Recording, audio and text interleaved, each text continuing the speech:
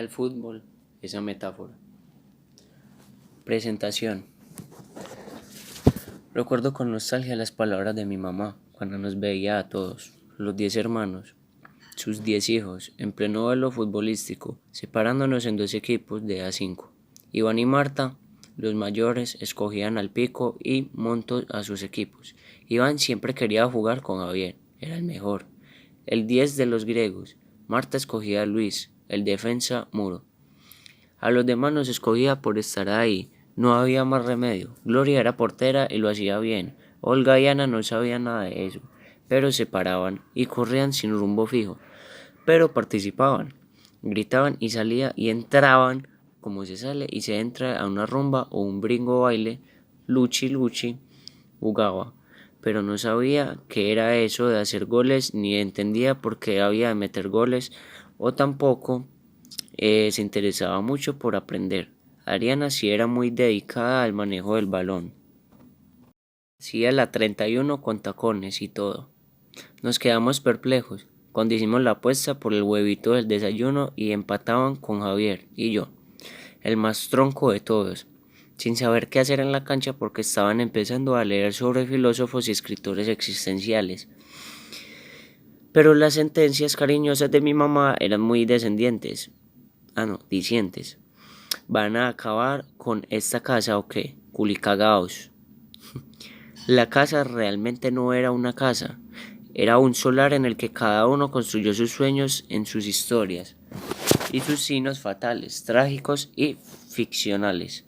Había que hacer goles y todos, de alguna manera, nos hicimos goleadores de la existencia. Iván todavía juega fútbol. Es el estandarte de la portería y le dicen el mono.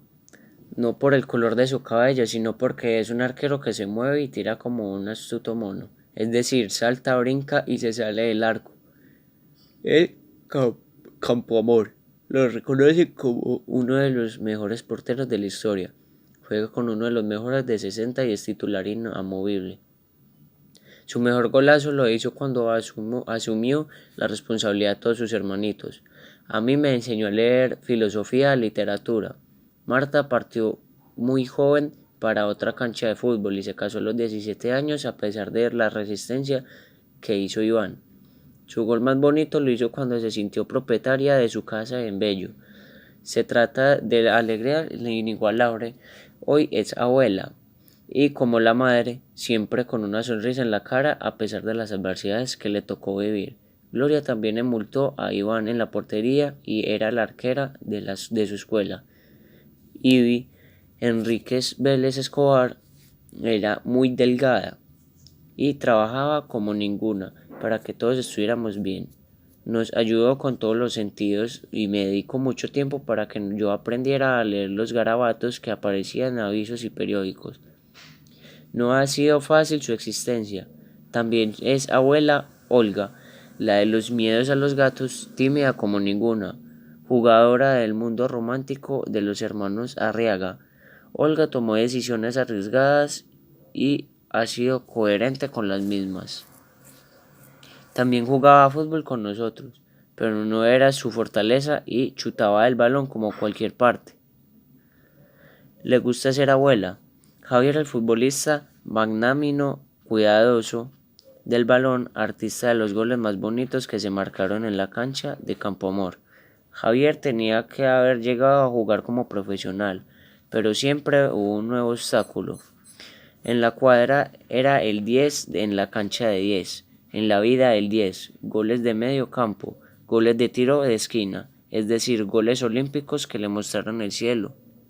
Goles artesanos y artísticos. Su vida era ser un líder, como la madre Ana, la negra, la que nos adelantó, la que se fue para la cancha celestia, pero que siempre ha estado en nuestra compañía.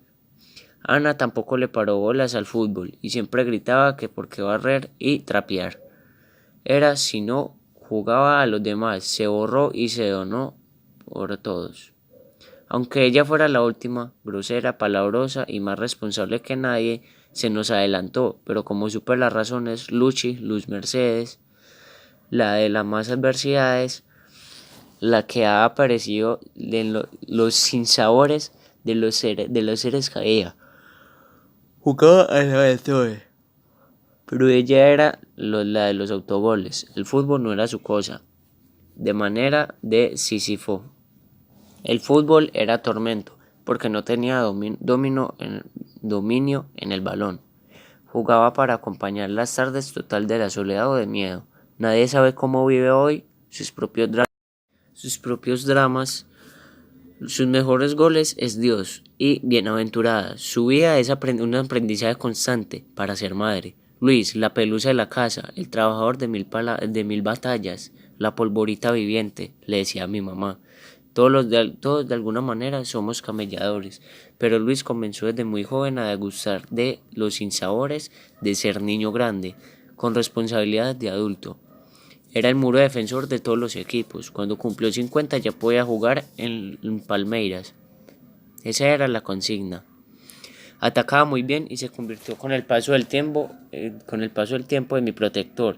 Siempre me defendía de los otros jugadores violentos y agresivos. Yo era muy miedoso, lo soy, y aún lo soy. Luis siempre ha estado a mi lado, como todos, pero él ha sido un baluarte. Su mejor gol son creencias y en formas de leer e interpretar el mundo. Es un buen padre. Adriana faltaba la más calidosa para dominar el balón, la menor, la que no sabe si fue adoptada o no, por cuanto no hay fotos de cuando estaba niña. Su gol máximo fue su entusiasmo positivo para enfrentar los embates que le puso la vida misma. Es una luchadora, como todas mis hermanas, y es una madre guerrera, pero la que le falta, diga algo, Juan Carlos Rodas Montoya. Y sé que es muy difícil hablar de uno mismo, pero es más difícil escribirlo. Jugador en Perdemino, de fútbol en la casa, calle, cuadra, barrio, universidad y cuanto torneo hubiera por ahí. Recochas humanas o con olor a cerveza, amigos, abrazos, derrotas y victorias. Amo intensamente a mi esposa porque fue una cómplice de tiempo completo para cada jugada emprendida. Dos hijos, Santiago y Catalina, dos jugadores de la vida, artistas del pensamiento agudo y crítico y artesanos del cultivo de la palabra bien expresada. Dos buenos seres humanos, como los habíamos soñado. El arte los atrae. Un padre al que no le gustaba el fútbol y su madre que soportó el fútbol, como un atenuante para calmar el hambre física de la época. Una familia triste que se fue alegrando con el paso del tiempo. Una familia adolorida que fue cobrando color con la unión y solidaridad de hace muchos años. Celebrando el Día del Hermano, cada 1 de mayo, una familia que recuerda con nostalgia su inicio y que hoy narra anécdotas tristes que se superaron con su dignidad. Una familia digna a pesar de los pesares. Como el fútbol se convirtió en el corazón de la familia y como la literatura es mi razón existencial, he decidido escribir este libro para hacerle un homenaje a mi familia, a mis hijos y sobre todo a mi Caperucita Roja. Un libro que establece relaciones entre fútbol y literatura, entre las pasiones humanas y las circunstancias históricas. Es menester aclarar que los textos ya fueron publicados inicialmente en el periódico El Espectador de manera impresa y digital, Fútbol y Literatura.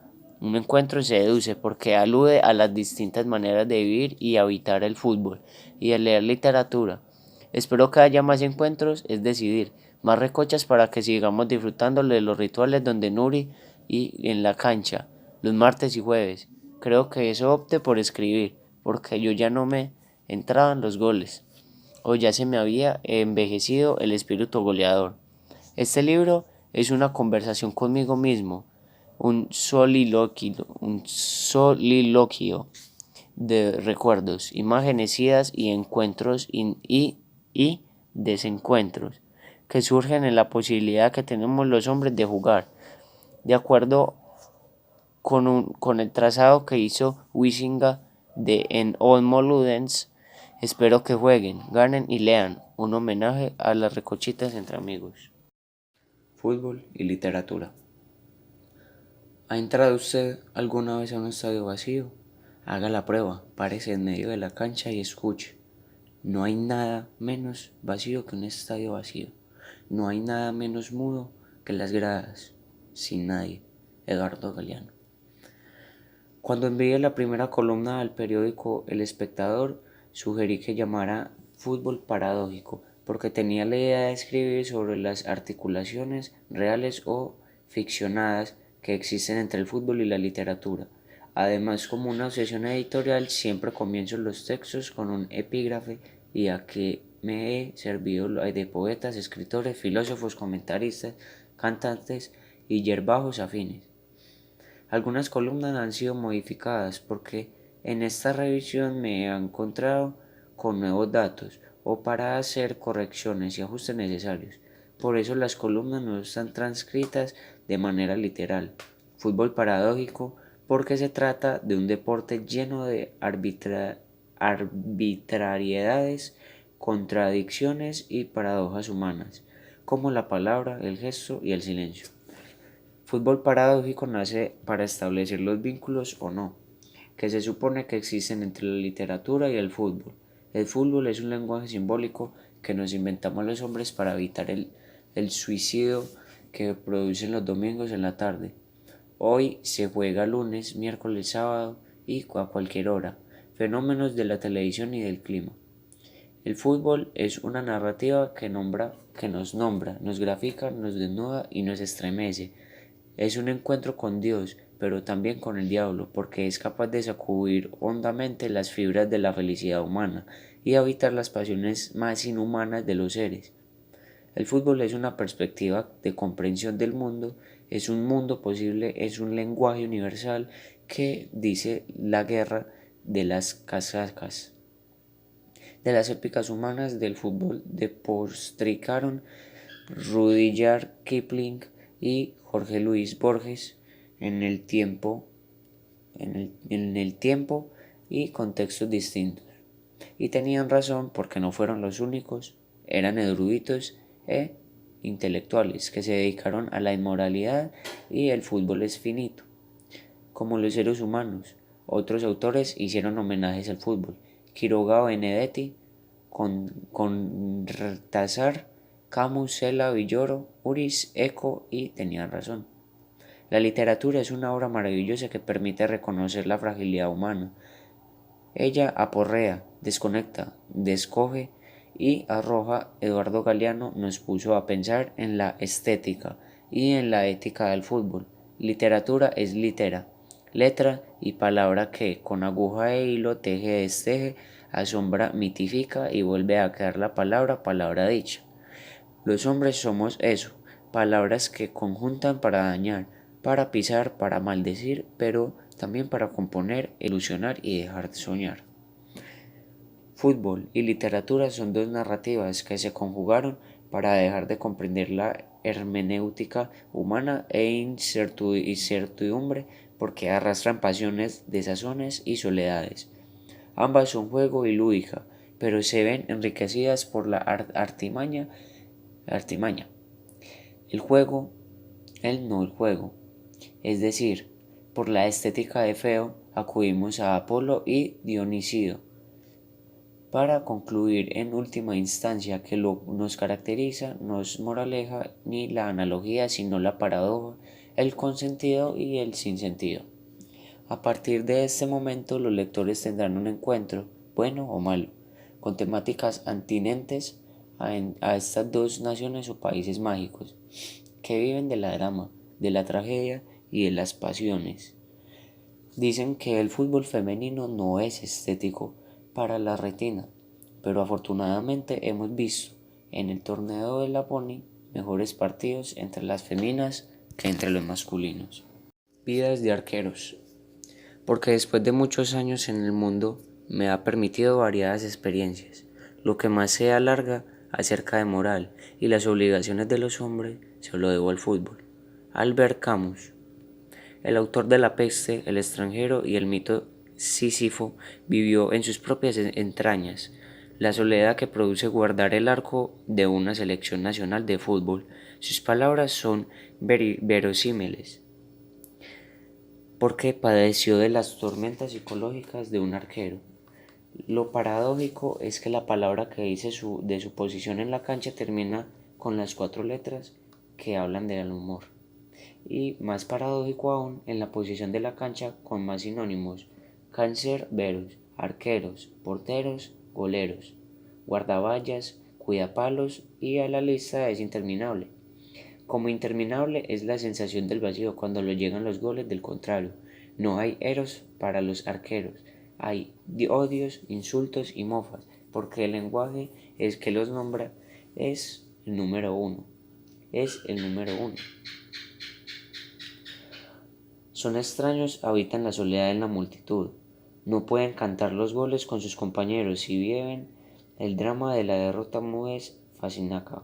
Mario Vendetti escribió El césped, un cuento que hace una radiografía de esta sensación trágica: que el mejor amigo le haga un gol de penalti y, para colmo, ordeñado, gafiado. Final del cuento: un arquero más que se suicida.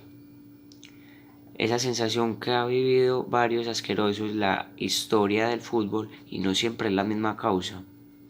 Moacir Barbosa Nacimiento no se suicidó después del maracanazo, pero pagó la condena en el ostracismo. Los que sí determinaron acabar con su propia vida ermitaña fueron los arqueros Dale Robert, Martín Cabrera, Robert Enke, Alberto Vivalda, Lester Morgan, Luis Ibarra y Mariano Gutiérrez. ¿Por qué se suicidan algunos arqueros? Tomaron la decisión porque vieron aquello que no hemos visto los demás. Optaron, como la Carenia del Tolstói, por dejar su huella eterna en la mitad de la vida férrea. Otros más decididos imitaron a Hemingway. Hay tanto cansancio de la vida que encontraron en su última voladora el silencio que buscan entre las redes de la zona fría y solitaria del arco. No hay sosiego para un arquero, así que no lo tuvieron los autores como Andrés Caicedo, Alejandra Pizarnik, Horacio Quiroga. Escribió el cuento sobre un jugador que se suicida, Juan Polti Alsbach, Virginia Woolf, José Asuncio Silva y otros tantos, que sin ser arqueros no se encontraron pretextos para irse del balón. Escritores y arqueros tuvieron que epíteto de locos: Gatti y Guita Burgos, Iván Rodas, Ramón Quiroga, Deleuze Violeta Parra y Yuko Mishima.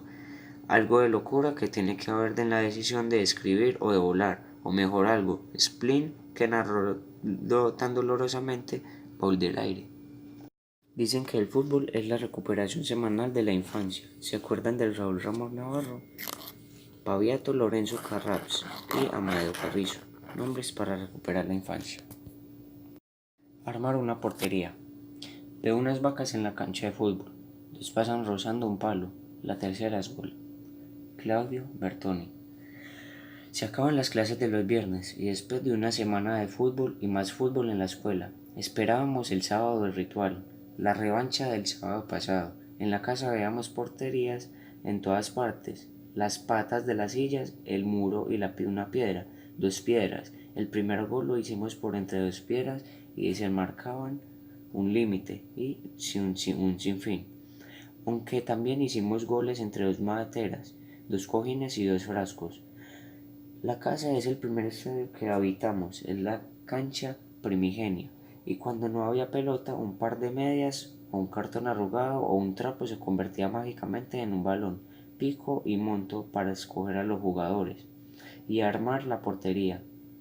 A los niños nos rifaban de los últimos, pero no nos dejan jugar. Nos aparecía a cada sábado: patillas, chichimoco, clavelito, grillo negro, bujío, facha, caníbal, machiborro, pastelito, plancho, ñato, Juan Malo, pelusa, Javi Boras, patisucio, Pepe, Tarzán, Pote, Tato y Colacho. El desafío del sábado eterno porque jugábamos toda la mañana, toda la tarde y parte de la noche. Con esos epítetos nos bautizaban en la calle. Era la segunda familia, la segunda casa, la segunda vida, la segunda religión. El fútbol, esa mentira que aficionamos para alimentar el alma desolada y angustiada de las tardes que anunciaban guerras y muertes, porque ingresó esa palabra duelo al fútbol, y lo peor se quedó en el lenguaje de los periodistas deportivos, partido de vida o muerte, paradojas de la condición humana. No había himnos, ni escudos, ni colores, ni solo apodos contra otros apodos que se tomaban en la calle para rendir tributo a ese fenómeno. Extraño que alguien se inventó para acelerar el corazón cada vez que el balón pasa la raya de meta. No había árbitros ni tarjetas, solo entusiasmo y alegría por el triunfo y tristeza por la derrota, pero para eso estaba la posibilidad del desquite el otro sábado. Cuando se juega fútbol, uno se cree infinito. Camilo José Cela escribió un libro que se llama 11 cuentos de fútbol y seleccionó personajes de la vida cotidiana que de la posguerra. Es un libro en el que los apodos de los jugadores, como en el fútbol mundial, hacen homenaje a ser otro ser humano que tiene registro de nacimiento, pero que fue bautizado en la calle, en la cancha, en el pantano, en el césped, en el cuadrado mágico en el que florecen los túneles. Tuvimos machos duelos y muchas tardes de gloria, porque cada gol se elevaba a la categoría de cielo. Estos sábados me recuerdan a los goles de Chácala, de Taquito de Gafiados y de las mejores gambetas, las mejores tecniqueadas, las más estéticas chilenas y amargos autogoles. Tuvimos muchos duelos porque ya no están con nosotros ni Mao, ni Negro, ni Caníbal, ni Juan Malo, ni duelo. Sabe a dolor. Dicen que los detractores del fútbol están programados un picadito callejero para celebrar la Semana Santa. Lo curioso es que no han podido encontrar 4 piedras para armar los arcos. Goles azarosos. El fútbol es relativamente fácil de jugar. Se puede practicar en cualquier lado. El número de jugadores varía. Puedes jugar de 3 contra 3, por ejemplo. Pero lo decisivo del fútbol es el gol. El fútbol es fracaso constante. Está hecho de 98% de fracaso. De ahí, euforia que provoca. Martín Caparrós.